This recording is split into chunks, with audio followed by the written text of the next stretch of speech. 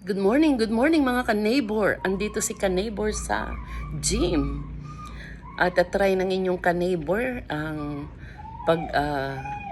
gamit ng ilang simpleng kagamitan sa gym. So siguro at my age ay kailangan po ay careful din po So ang gagawin ko po today or itatry po ay yung parang body twisting. Kasi ito po yun, Ito po, ilalagay natin yung dalawa nating paa dito.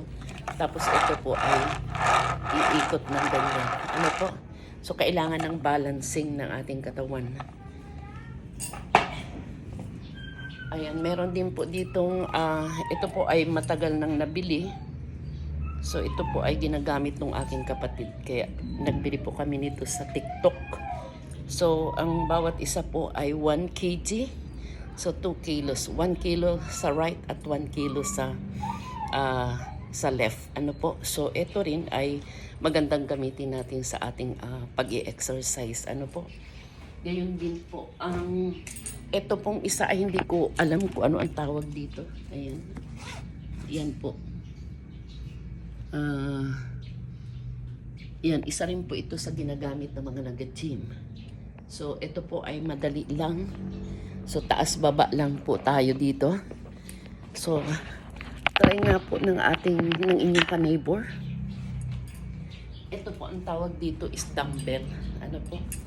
So, ganito po. 1, 2, 3, 4, 5, 6, 7, 8, 7, 6, 5, 4, 3, 2, 1.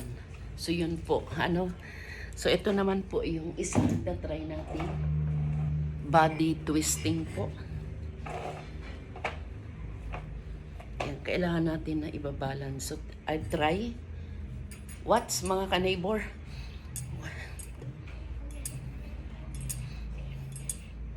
Yan, kailangan po nating i-balance yung ating katawan nang hindi po tayo ma-out of balance.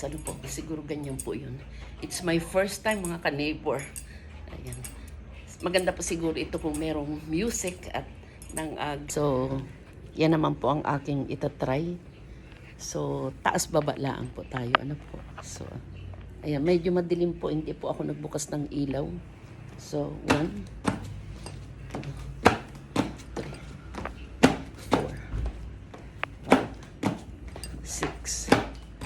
7, 8. Ayan. Yun lang po siguro this morning. Bye-bye po and thank you for watching.